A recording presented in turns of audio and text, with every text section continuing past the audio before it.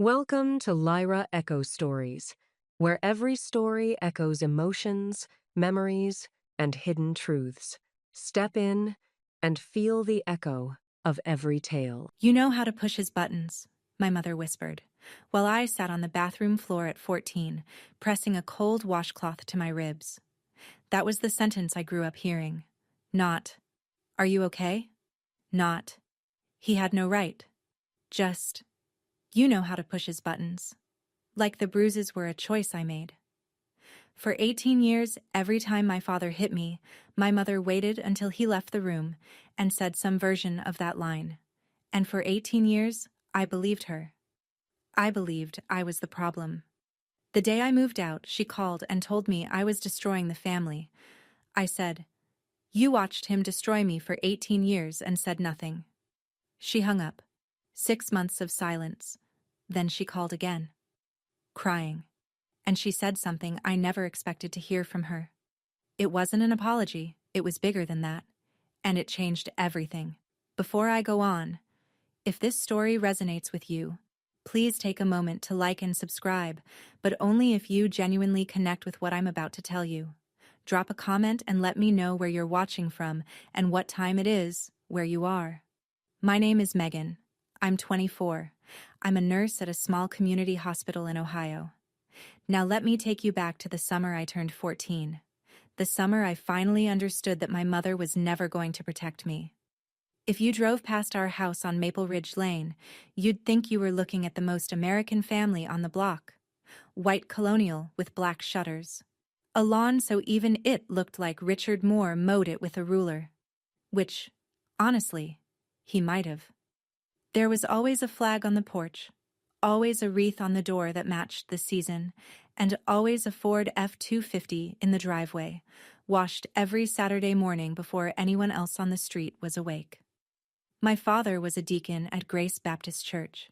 He owned a small construction company, about 15 guys, mostly commercial renovations and municipal contracts. He coached Little League for 3 years, not because he loved baseball, but because the parents on the bleachers were the same people who sat on the town zoning board. Everything Richard Moore did had an audience, and every audience had a purpose.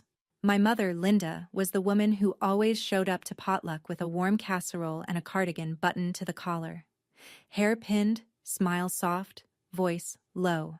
She called every man sir and every woman sweetheart. And if you'd asked anyone in town to describe her, they would have said, devoted wife, good Christian woman. And then there was me, the quiet girl in the third pew every Sunday, sitting between my parents with my hands folded on my lap, wearing long sleeves in July. Nobody asked why. Not once.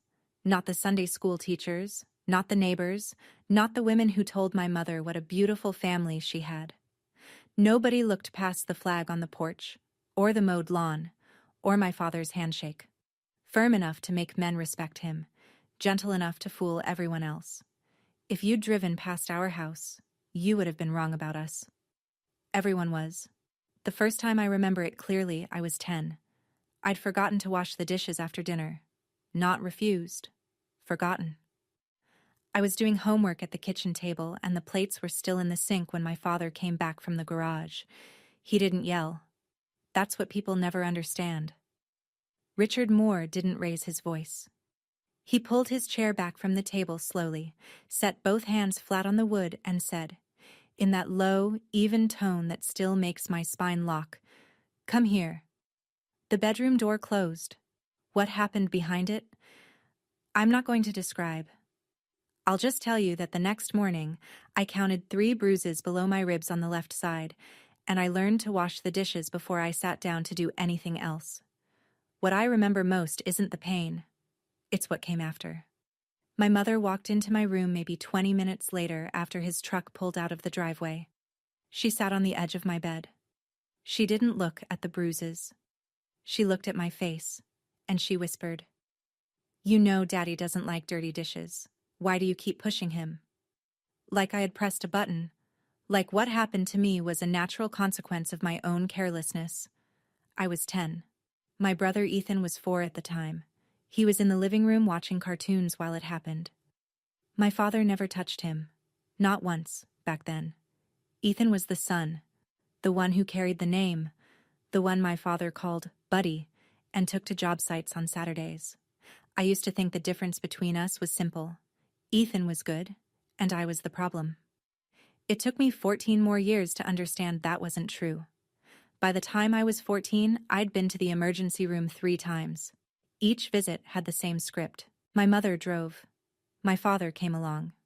Calm, concerned, his hand resting on my shoulder like a father in a Hallmark movie. "She's so clumsy," Linda told the intake nurse. "Always running around, never looking where she's going." And she'd laugh, that soft practiced laugh. And the nurse would smile back. Because why wouldn't she? The man standing next to us was a church deacon. He coached Little League. He smelled like Old Spice and fresh sawdust. The third visit, though, I remember the doctor pausing. She looked at my arm, then at my chart, then at me. I could feel her question before she asked it. "Is someone hurting you?" My father's hand tightened on my shoulder. Not hard enough for the doctor to see, just hard enough for me to feel. "She fell down the stairs again," he said and smiled. "I keep telling her, no running in socks." The doctor wrote something in the chart. I found out years later what it said. Recurrent injuries inconsistent with stated mechanism. Recommend CPS follow-up. But CPS never came. In a town where Richard Moore had shaken hands with everyone from the fire chief to the county clerk, a note in a chart was just a note in a chart. I didn't know it then, but that chart, those 5 visits, each one documented with dates, descriptions, and a doctor's observations, was sitting in a medical record system, waiting. Not for a lawyer, not for a courtroom. Just for the day I'd be old enough, and informed enough, to ask for it. That day was still 10 years away. But the paper trail had already begun. At 16, I got a part-time job at the pharmacy on Grant Street. I didn't ask my father's permission.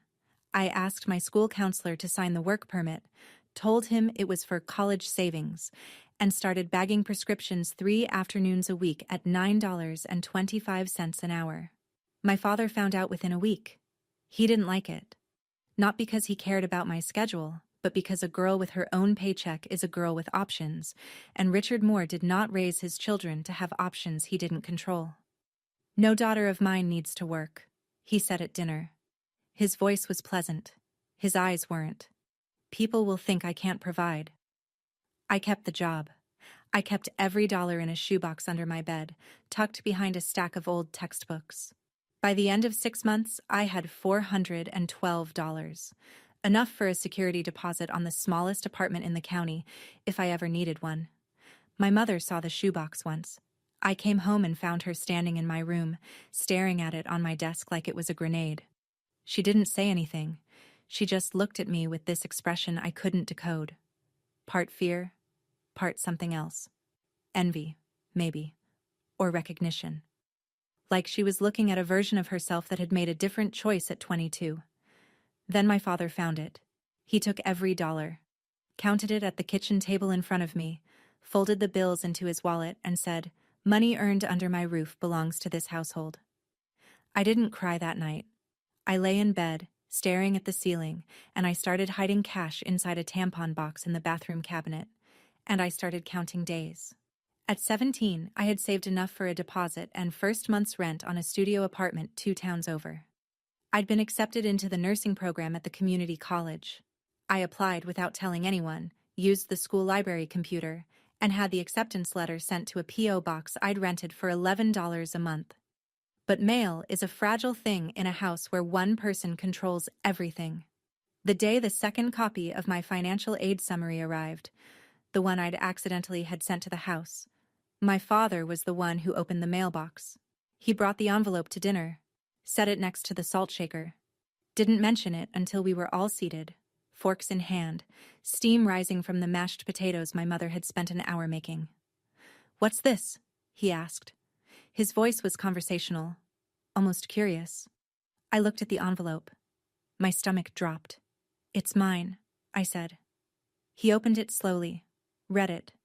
Then he looked at me, not angry, not yet, and said, "You think you're leaving?" It wasn't a question. Nobody in this family makes a decision without going through me. He tore the letter. Slowly. One clean rip down the middle, then another. 4 pieces, laid neatly beside his plate like a place setting.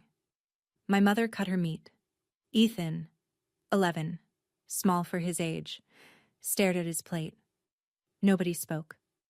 After dinner, I went to my room and called the admissions office from under my blanket. "I need a replacement copy," I whispered. The original was damaged. The woman on the other end paused, then gently, "We'll send a new one to whatever address you'd like, sweetheart." I gave her the P.O. box number. I left on my 18th birthday. My father was at a job site. I'd checked his schedule the night before. A commercial renovation 40 minutes away. Wouldn't be back until 6. My mother was in the kitchen. I had 2 suitcases, a backpack, and my friend Rachel's Honda idling at the curb. I carried the first suitcase down the stairs, and my mother didn't turn around. She was standing at the counter, her back to me, washing a dish that was already clean. "If you leave," she said, "who's going to help me with dinner?" It wasn't really about dinner. I know that now. It was the only way Linda Moore knew how to say please don't go without admitting why she needed me to stay. If I was in the house, I was the lightning rod. If I left, the lightning would have to land somewhere else. I set the suitcase by the door and walked to Ethan's room. He was sitting on his bed, 12 years old, trying not to cry. I knelt in front of him and held both his hands. "I'm going to come back for you," I said. "I promise." He nodded. He didn't ask me to stay. Even at 12, he understood that staying meant something worse than missing me. I hugged him, picked up my bags, walked to the front door. My mother never turned around, but when I got to Rachel's car and looked back at the house, just once, I saw her standing behind the living room curtain, one hand pressed flat against the glass, watching. For 1 second, the curtain stayed open. Then it fell. That was the last time I saw my mother for 6 months. 3 weeks after I left, I was sitting on the floor of my studio apartment, mattress on the ground, 1 lamp from Goodwill, curtains I'd bought at the IKEA clearance rack for $7. And for the first time in my life, I noticed something. Silence. Not the kind of silence that comes before a door slams, the kind that just exists. Peaceful. Ordinary. Then my phone rang. My mother's name on the screen. I almost didn't answer.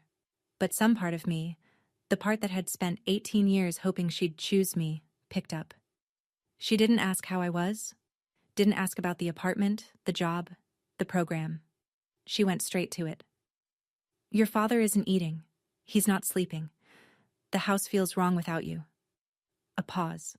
Then, "You're destroying this family, Megan. Do you know what people at church are saying?" I sat there, phone pressed to my ear, and I felt something shift. Not anger exactly. Something quieter. Clarity. "You watched him destroy me for 18 years and said nothing," I said. "Don't call me to say I'm the one breaking things." Silence. Not the good kind. Then a click. She hung up. I set the phone on the floor beside me, leaned my head against the wall, stared at the water stain on the ceiling. It looked like a map of somewhere I'd never been. I didn't cry. I think I'd used up all my crying somewhere between age 10 and 17, and there was nothing left. Just a hollow, ringing quiet. I thought she'd call back. That night, the next day, that week. She didn't. 6 months of nothing. I finished my first year of nursing school with a 3.7 GPA and a permanent knot between my shoulder blades from working double shifts at the nursing home on Route 9. My apartment was small but clean. A succulent on the windowsill, a second-hand bookshelf, scrubs drying on a rack by the radiator. It wasn't much, but every object in that room was something I'd chosen, and that made it more mine than any bedroom I'd ever had on Maple Ridge Lane. I tried to call Ethan. 3 times. Each time it went to voicemail. The 4th time, a text came back from my father's number. "Stop calling this phone." Richard had taken Ethan's cell. Of course he had. You can't control a boy if his sister keeps reminding him there's a world outside the house. At night, alone, I'd lie in bed and think, is he okay? Is Ethan sitting in that room right now, counting the cracks on the ceiling the way I used to? And then, the harder question, the one that sat on my chest like a stone, did I abandon him? One evening, I was scrolling through Facebook, not something I did often, and I saw the Grace Baptist Church page. A photo of my father, grinning wide, arm around Pastor David, standing in front of a banner I had to read twice to believe, 2025 Man of the Year nominee, Richard Moore. Below the photo, a comment from Linda's account. So proud of this man and this family. God is good.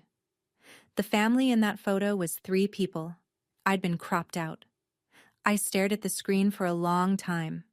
Then I closed the app, turned off the light, and lay in the dark, listening to the silence that used to feel safe. That silence felt different now. And then, 11 at night, mid-October, my phone rang again. I almost didn't recognize her voice at first, not because it had changed, but because I'd never heard my mother cry. Not like this. Not raw, uncontrolled, the kind of sound that comes out when you've held something inside so long it breaks the container. Megan. Her voice cracked on the second syllable. Megan, please don't hang up. I didn't speak. I just held the phone. He started hitting Ethan. The room tilted. I pressed my hand flat against the mattress to steady myself, like the floor might actually move. When? I asked. After you left. Slowly at first, shoving, grabbing. Ethan talked back about going to prom with his friends. Your father... She couldn't finish the sentence. She tried again. He hit him, Megan. Hard. Like he used to hit me. She couldn't say it. But we both heard it. And then she said the thing. The sentence I had replayed 1,000 times since, the one I never in my life expected to hear from Linda Moore. I recorded it. On my old phone. I have the audio. His voice. What he said. All of it. Megan, I was wrong. About everything. About all of it. I'm so sorry. I sat on the edge of my mattress in the dark, and I felt something crack open inside me that I thought had healed shut years ago. Not forgiveness. I wasn't there yet. Not relief. Something more complicated. Like watching someone you'd given up on take one single step in the right direction and not knowing whether to feel hope or grief for the 18 years of steps that never came. Send me the file, I said, tonight, and don't delete it. She sent it at 11:47 p.m., 4 minutes and 22 seconds long. I moved fast. The next morning, I called a legal aid office 2 counties over, far enough that nobody would know the Moore name, and explained my situation. The attorney, a woman named Janet, listened without interrupting, then said, You have options. But your father has a head start on the narrative, and in small towns, narrative is everything. She was right, because while I was making phone calls and researching restraining orders, Richard was doing what Richard does best, managing the story. Within a week, the version of events circulating through Grace Baptist Church went like this. Megan Moore, troubled since adolescence, possibly using substances, mentally unstable, trying to tear apart a God-fearing family for reasons no one could quite explain. Richard had told Pastor David in private, voice heavy with fatherly concern, that he'd tried everything, that he prayed for me every night, that he feared I was going down a dangerous path. Pastor David called me to check in. His tone was careful, pastoral, but I could hear the shape of my father's words underneath his questions. Your father says you've been going through a hard time, Megan. Is there anything the church can do? It spread beyond the church. A co-worker at the hospital, a woman I barely knew, stopped me in the break room. Hey, I heard you're dealing with some family stuff. You okay? Someone mentioned... She trailed off, embarrassed. In a town of 14,000 people, reputation moves faster than truth. And my father had spent 3 decades building his, brick by careful brick. Who was going to believe a 24-year-old nurse over a deacon who'd poured the foundation for the church's new fellowship hall with his own crew? At cost? Nobody. Not yet. The thing about Richard Moore is that he doesn't just control people, he controls their exits. And Ethan's exit had a price tag, $38,000. That was the savings account my parents had built since Ethan was born. College fund, every birthday check from Grandma Dot, every tax refund bonus, all of it sitting in a savings account at First National, under Richard's name. Legally, that money was his to do whatever he wanted with, and he knew it. Ethan called me from a friend's phone one night, voice barely above a whisper. He'd been accepted into an engineering program. Good school, reasonable tuition, 2 hours from home, a real way out. He sat me down at the kitchen table. Ethan said. He didn't yell. He was calm. He said, "You want this money? You do what I say. No contact with your sister. You don't tell anyone what happens in this house. And you come to the Man of the Year ceremony. You wear the suit I bought you, and you smile." I closed my eyes. Meg, I need that money. I can't afford it without it. I don't know what to do. There it was. The leash. The same one Richard had used on me, just with a bigger number attached. He wasn't a father saving for his son's future. He was a man who understood that the cheapest prison is the one you build out of someone else's hope. Don't do anything yet, I told Ethan. Don't agree. Don't refuse. Just wait. After I hung up, I sat at my kitchen table with a legal pad and wrote 3 things. 1. ER records, my right to request them. 2. Linda's audio recording, Ohio, one-party consent. 3. I needed a stage, and Richard had just built me one. 2 days later, my phone rang. Not my mother this time, my father. His voice was warm, relaxed, the voice he used at church barbecues and town council meetings, the one designed to make you forget he was capable of anything else. Megan, sweetheart. He hadn't called me that in years. I know we've had our differences, but I want to put that behind us. The church is doing a Man of the Year dinner next Saturday. The whole congregation's going to be there, 200 people, maybe more. I want our family up on that stage together. All 4 of us. Show everybody the Moores are solid. I held the phone and said nothing. Pastor David thinks it'd be real meaningful, he continued. The prodigal daughter comes home. People love that story. I understood exactly what this was. Not an olive branch, a stage direction. Richard needed the image of his family intact, his daughter, returned, smiling, standing beside him. Because the rumors he'd planted about me only worked if I stayed away. If I came back willingly, that proved it was all in my head. That proved he was the good father. Case closed. If I said no, he'd tell the whole town, "See? She's too far gone. Even her own father can't reach her." If I said yes, I'd walk back into his frame and disappear inside it. Either way, he won. Unless I came with a different script. "I'll be there, Dad," I said. He exhaled. Relieved. Victorious, even. "That's my girl." I hung up and stared at the wall. My hands weren't shaking. For the first time in my life, they weren't shaking before a conversation with my father. He'd invited me onto his stage. He didn't know I was bringing my own. The plan was simple, but it relied on people who'd spent their whole lives being anything but brave. I called my mother the next evening, told her what I was going to do.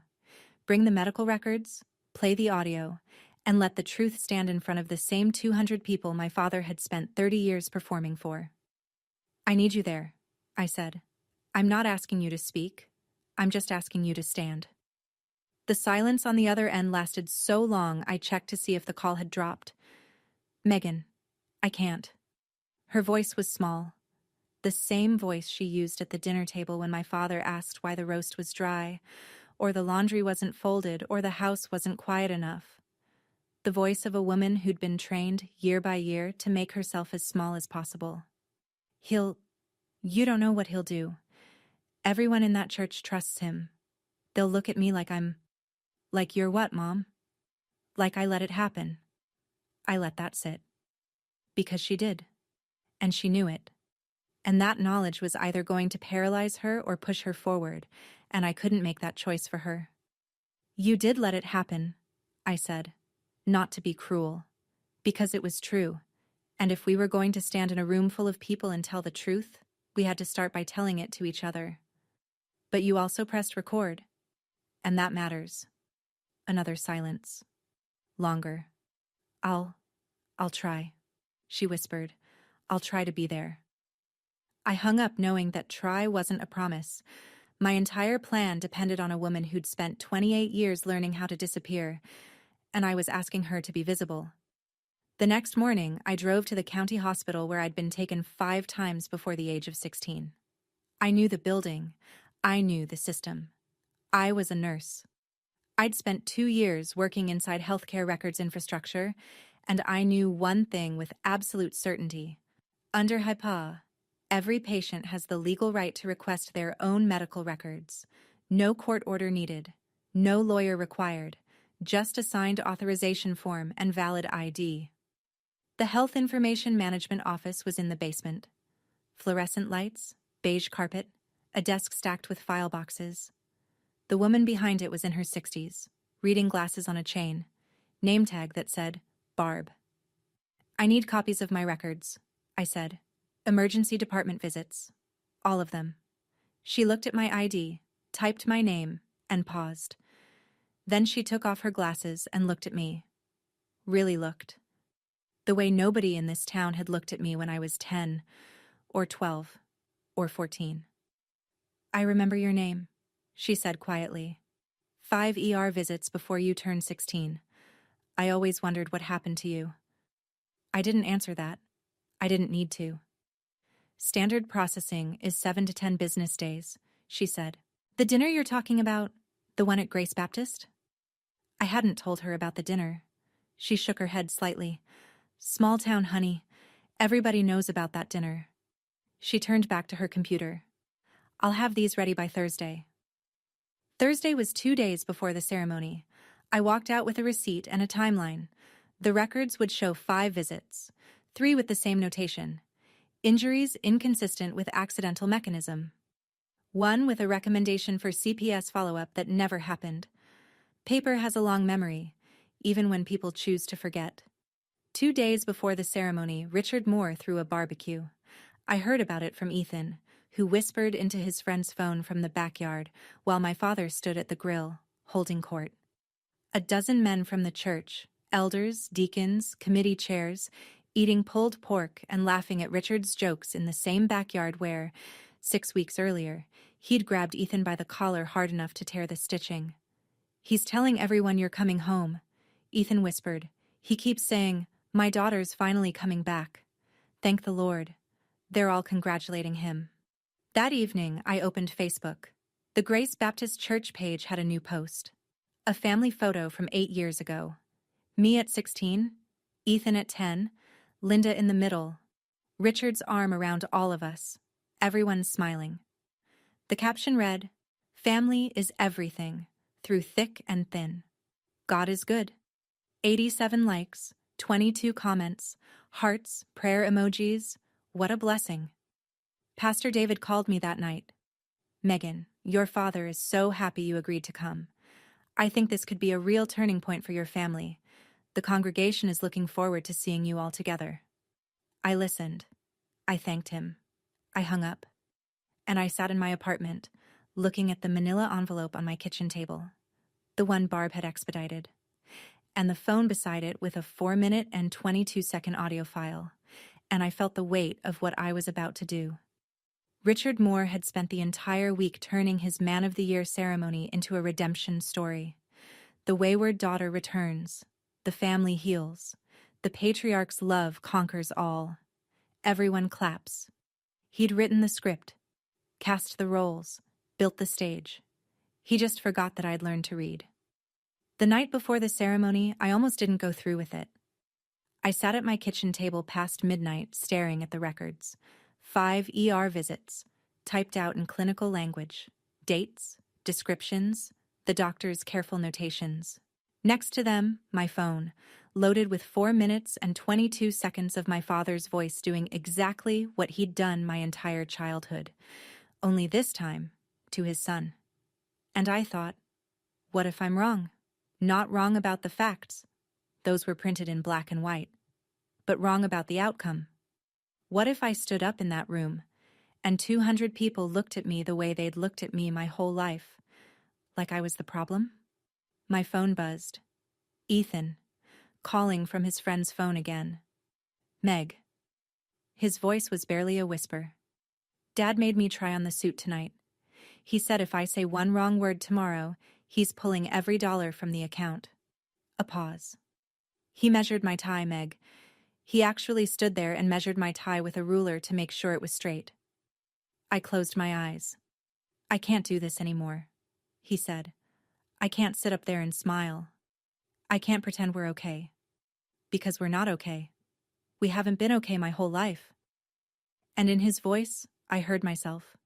14, sitting on a bathroom floor. 16, hiding cash in a tampon box. 18, walking out a door and not looking back. Except I did look back, and the curtain fell. You won't have to smile tomorrow, I said. I promise. I wasn't going to the ceremony for revenge. I was going because I'd made a promise to a 12-year-old boy 6 years ago, and I was not going to break it. Saturday morning, I laid everything out on the kitchen table. The manila envelope, 5 pages of medical records, each one stamped with the hospital's seal. Dates ranging from age 9 to 15. Clinical language that said what no one in my family ever would. My phone, fully charged. Linda's audio file synced and tested. A small Bluetooth speaker, the portable kind, the size of a coffee cup, tucked into my bag. I called Janet at Legal Aid one last time. If I play a recording that my mother made in her own home, in front of a public gathering, am I breaking any laws? Ohio is a one-party consent state, she said. Your mother made the recording. She consented. It's legal. And if I share my own medical records publicly? They're your records, Megan. You can do whatever you want with them. I exhaled. I chose my clothes carefully. A plain white button-up shirt, black slacks, flat shoes. No jewelry, no makeup beyond what I'd wear to a shift at the hospital. I wanted to look exactly like what I was. A 24-year-old nurse who works 60 hours a week and pays her own rent. Not the troubled daughter my father had described. Not a victim performing grief. Just a woman telling the truth in clean, simple clothes. I called my mother one final time. Mom, you don't have to say anything. You just have to be there. But if you want to speak, you speak. Her breathing was uneven. Okay. Okay, you'll be there, or okay, you'll try. A long pause. I'll be there. I slid the envelope into my bag, zipped it shut, picked up my keys. The ceremony started at 6. It was noon. 6 more hours of silence. And then, for the first time, I was going to break it. At 2 in the afternoon, my phone rang. Grandma Dot calling from the road. I'm an hour out, she said. Her voice had that steel and gravel quality it always had. 72 years old, widowed, lived alone in a 2-bedroom house outside Columbus, and still the only person in my family who'd ever called things by their real names. Dorothy Jennings had tried to save us once before. When I was 8, she'd come for a weekend visit. I was wearing a t-shirt, rare for me, even then, and when I reached up to grab a glass from the cabinet, the sleeve pulled back, and she saw the bruises. She didn't say anything to me. She went straight to my mother. I was in the next room. I heard everything. Linda, what happened to that child's arm? She fell, Mom. She's clumsy. Linda, I gave birth to you. Don't lie to me. My mother cried. But she didn't leave. Dot called CPS herself. A caseworker came, asked some questions, and left. My father handled it. The same way he handled the ER reports, the same way he handled everything. With handshakes, with charm, with the quiet machinery of a man who knows everyone in a small town. After that, Dot was no longer welcome at the house on Maple Ridge. 16 years later, she was driving 2 hours on a Saturday afternoon to sit in a folding chair at the back of a church fellowship hall and watch her granddaughter do what she couldn't. I've waited 16 years for someone to do what I didn't have the power to do, she said over the phone, her voice steady. I will be in that room, Megan. Whatever happens, I will be there. I told her I loved her. She told me to drive safe. That was enough. The fellowship hall at Grace Baptist Church smelled like carnations and lemon polish. Round tables draped in white linen, paper programs at each seat, gold lettering, a cross at the top, and in the center, Man of the Year Award, honoring Richard Moore. A podium at the front with a microphone, flanked by 2 flower arrangements and a banner that must have cost $300. The banner read, Faith, Family, Service. I almost laughed. 200 people filled the room. Church elders, their wives, families from the congregation, business associates, a few local officials. The kind of crowd that runs a small town, not by law, but by handshake. My father knew every person in that room. He'd built a deck for one, donated materials for another's garage, sponsored a third's daughter on a mission trip. Every favor was an investment, and tonight was his dividend. Richard stood near the front table in a navy suit, red tie, gold cufflinks that caught the light when he gestured, which he did often, because Richard Moore speaks with his whole body when there's an audience. Linda stood beside him in a pale floral dress, hands clasped in front of her, eyes lowered. Ethan sat stiffly in a chair that looked like it might swallow him, wearing a suit he clearly hadn't picked out, his tie measured to military precision. I walked in at 6:15, alone. Richard saw me from across the room. His face lit up, for the audience's benefit, and he crossed the hall with his arms open. There she is. Everyone, my daughter's here. He hugged me. 200 people watched. A few clapped. I didn't return the hug. I didn't pull away either. I just stood still, arms at my sides, feeling his hands on my back. In my bag, the manila envelope pressed against my hip. Dot sat at a table in the back, watching. At 7 o'clock, Pastor David stepped to the podium. Tonight we honor a man who has served this church and this community with unwavering dedication. A man of faith, a man of family, a man whose hands have literally built the walls around us. Laughter, applause. Please welcome our Man of the Year, Richard Moore. Standing ovation. 200 people on their feet. My father walked to the podium the way he walked into every room, shoulders square, chin up, eyes sweeping the crowd like a man surveying land he owned. He gripped the podium and smiled. Thank you, Pastor David. Thank you, Grace Baptist. He paused, measured, the way he always paused, not because he needed to collect his thoughts, but because he understood that silence creates anticipation. This past year has tested my family. Some of you know, my daughter and I had a rough patch. A sympathetic murmur from the crowd. But she's here tonight. He looked at me. Because that's what family does. We come home. More applause. A woman at the table next to mine whispered, "Bless his heart." Then he said it. "Megan, come on up here, sweetheart. Stand with your old man." 200 faces turned to me. The weight of expectation, social, communal, religious, pressed in from every direction. If I stayed seated, I was the ungrateful daughter. If I went up and played along, I was his prop. I stood, picked up my bag, walked to the stage. Richard beamed. He put his arm around my shoulder, the same shoulder he'd gripped in the ER a decade ago, and squeezed. I looked at his hand. Then I reached up and gently moved it off. Not violently, not dramatically. I just took his hand and placed it back at his side. The room went quiet, and I saw it in his eyes, for the first time in my life. Fear. I stepped to the microphone. Thank you, Pastor David, for letting me stand here tonight. My voice was steady. I'd practiced this in my apartment 3 times. Not the words, just the steadiness. My father said I've been going through a hard time. He's right. I have, but not for the reasons he told you. Richard moved toward the microphone. "Megan, that's enough." I stepped to the side, out of his reach, and kept going. I was admitted to the county emergency room 5 times before I turned 16. Every time, my parents told the doctors I'd fallen. Every time, the medical staff documented something different. I unzipped my bag and pulled out the manila envelope, set it on the podium, open, the hospital stamp visible.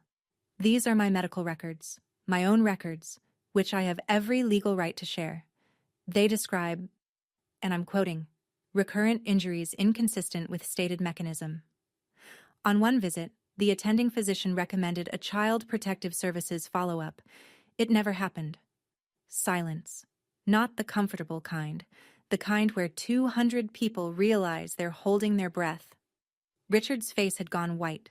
His mouth opened, but nothing came out. For a man who'd built his entire life around controlling the room had just slipped out from under him. "These records are right here," I said, "on this podium. I'm not asking anyone to take my word for it. I'm asking you to read." A woman in the second row pressed her hand to her mouth. An older man I recognized from the deacon board leaned forward in his chair, staring at the podium like he was seeing it for the first time. Richard found his voice. "She's lying. She's been unstable for years. I told you all." I didn't argue. I just opened the envelope and fanned the pages across the podium. "Read," I said. Richard pivoted to Pastor David, who was standing at the side of the stage with his hands frozen at his waist. "David, this is a family matter. We don't need to—" "There's one more thing," I said. I took my phone from my bag and set the Bluetooth speaker on the podium. My hands were calm. I'd checked the volume twice in the parking lot. I pressed play. The sound that filled the fellowship hall was unmistakable. My father's voice, not the warm, measured baritone that charmed 200 church members, but the real one, the one that lived behind closed doors. Low, cold, absolute. "You talk back to me one more time." A sharp sound. Something hitting something. Then Ethan, my brother, 18 years old, crying out, "Sit down, shut up. In this house, what I say goes." 4 minutes and 22 seconds. The speaker wasn't loud, but in a room that quiet, it didn't need to be. Every word reached every table. Every gasp was audible. A mother near the back pulled her young son closer. One of the deacons, a man who'd been at the barbecue 2 days earlier laughing at Richard's jokes, stood up and walked out without a word. I stopped the recording. This was recorded by my mother, Linda Moore, in our family home. Last month. Under Ohio law, she had every right to record it. She was present. She consented. I looked at the room. Some faces were stunned. Some were crying. A few looked angry. At me, maybe, or at themselves for not seeing it. One woman near the front was shaking her head slowly, over and over, like she was trying to unsee something. Richard gripped the edge of the podium. You can't, that's private. That's my family." "It stopped being private," I said, "when it left bruises." A chair scraped at the back of the room. My grandmother stood up. 72 years old, gray cardigan, no-nonsense flats, the kind of woman who irons her napkins and doesn't suffer fools. She didn't walk to the stage. She didn't need to. Her voice carried. "My name is Dorothy Jennings. I'm Linda's mother. 16 years ago, I saw bruises on my granddaughter's arms and I called Child Protective Services. Nobody followed up. Because Richard Moore knows everybody in this town, and everybody in this town wanted to believe the lawn was as perfect as it looked." She paused, looked around the room, slowly, deliberately, making eye contact with people she'd known for decades. "You all shook his hand every Sunday. I don't blame you. But now you know." She sat down. And then Ethan stood. My brother, 18, thin, still wearing the suit Richard had picked out, and the tie Richard had measured, rose from his chair with his hands trembling at his sides. The room turned to him. "I'm Ethan," he said. His voice shook, but he didn't stop. "I'm 18, and my dad hits me. My sister is telling the truth." He didn't elaborate. He didn't need to. He sat back down, and I saw his hands gripping his knees under the table, white-knuckled, holding himself together. Then Linda stood. My mother, who had spent 28 years sitting, standing, walking, breathing within the perimeter of what Richard Moore allowed, stood up in the third row of a church fellowship hall in front of 200 people and said 6 words. I was silent too long. She's right. Then she pressed her hands to her face and cried, 3 people, 3 generations, and a room full of witnesses who could never unhear what they'd just heard. Pastor David stepped forward. He stood at the side of the stage for a long moment, his hand on the back of a chair, looking at the floor. When he looked up, his face carried something I hadn't expected. Not shock, but shame.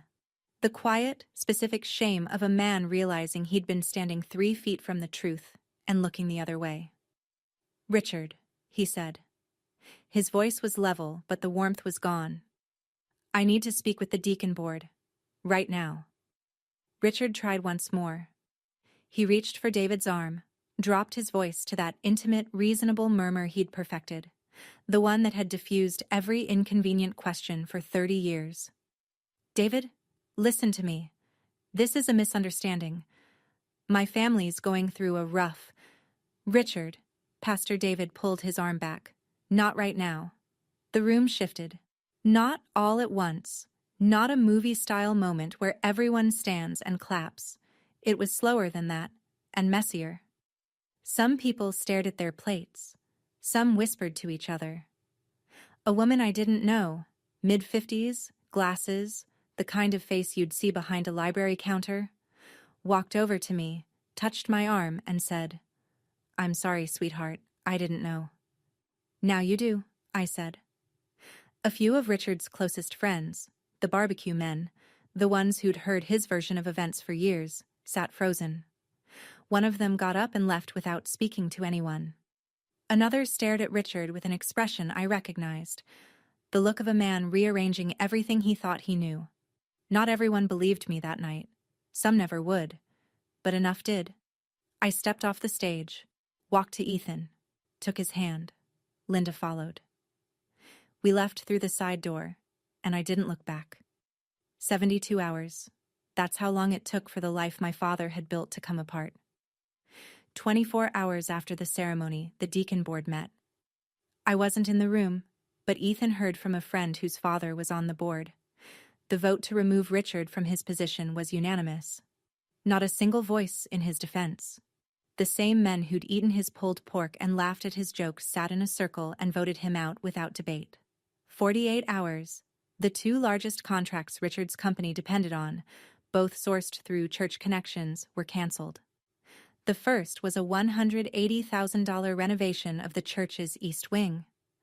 The second was a $95,000 community center project for the county, referred by a deacon's brother-in-law.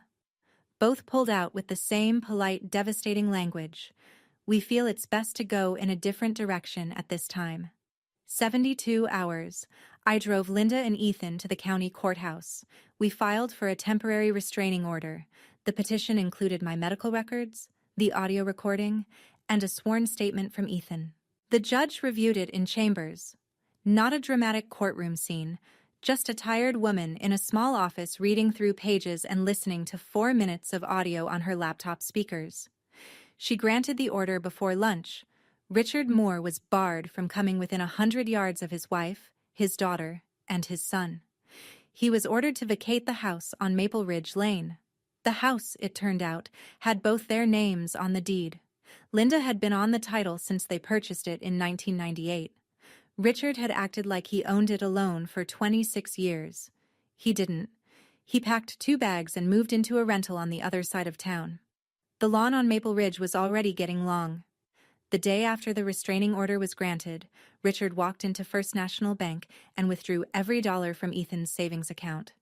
$38,000. Gone before the teller finished counting. He thought it was a punishment. One final act of control. If he couldn't own his family, he'd make sure his son paid for leaving. But Grandma Dot had planned for that. Your grandfather always said, "Never let a bully hold the checkbook," she told me over the phone, her voice matter of fact. like she was reading a grocery list. I listened.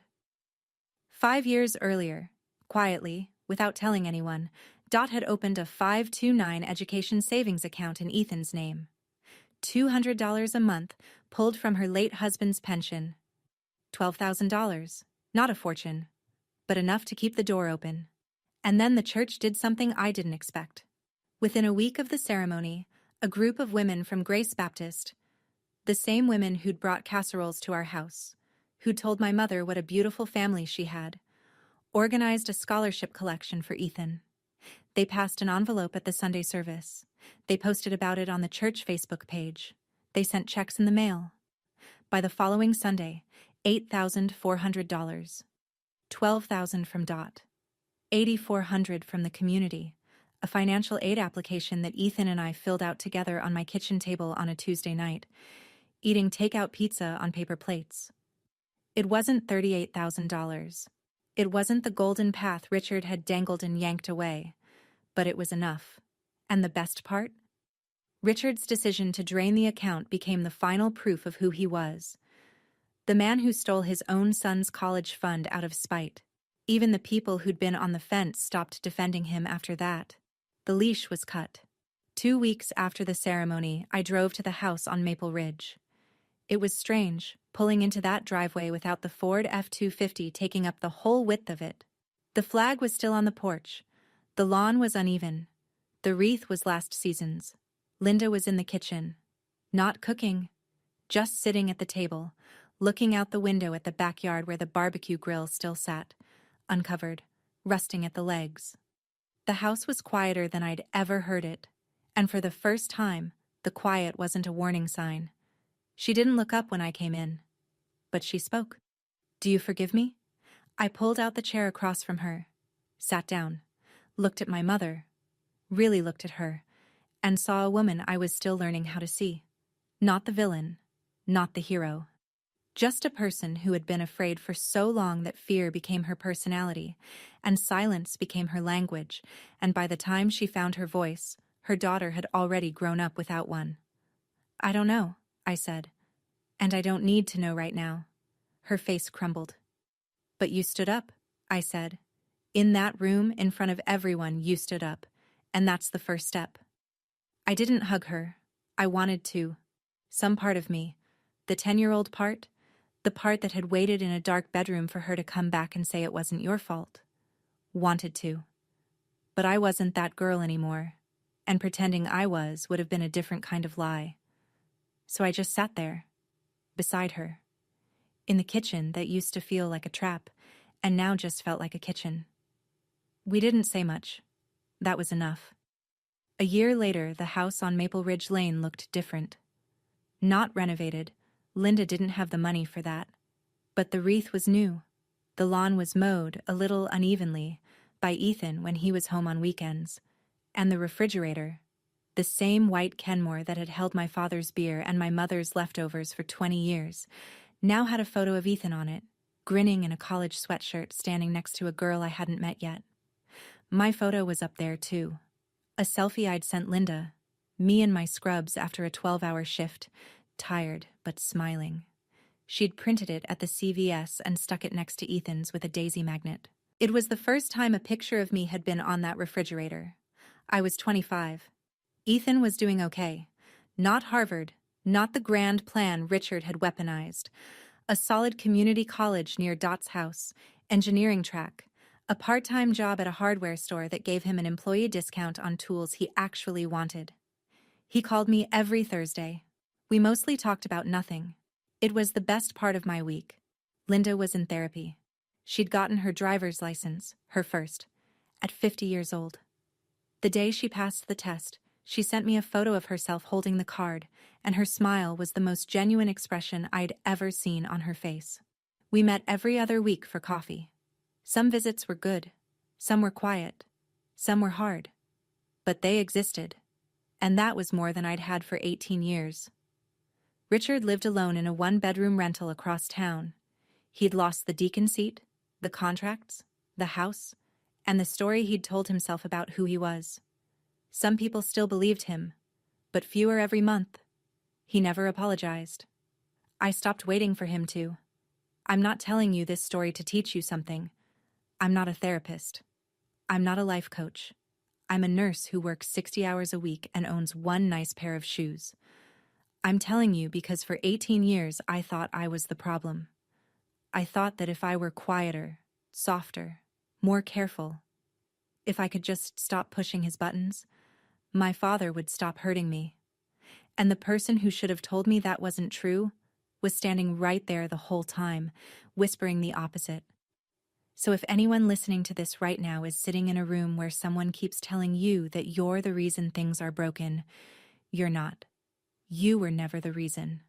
Silence isn't loyalty. Leaving isn't betrayal.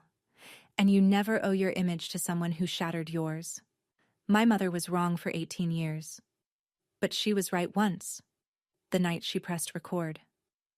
And that one act of truth, late as it was, changed the course of 3 lives.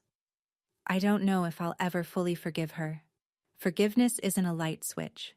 It's not something you decide once and it's done. It's more like physical therapy. Some days you make progress. Some days it hurts more than the day before. And you show up anyway because the alternative is staying broken. My name is Megan. I'm 25 now. I still live in that studio apartment. I still have the IKEA curtains. And for the first time in my life, I don't flinch when my phone rings. That's enough. Thank you for staying until the end. If this story touched you, like and subscribe. It helps more people hear it. And if you've got a story of your own, the comments are open. No judgment here. If you want to hear more, check the link in the description. Another story about boundaries, family, and the things that paper remembers when people choose to forget. I'll see you in the next one.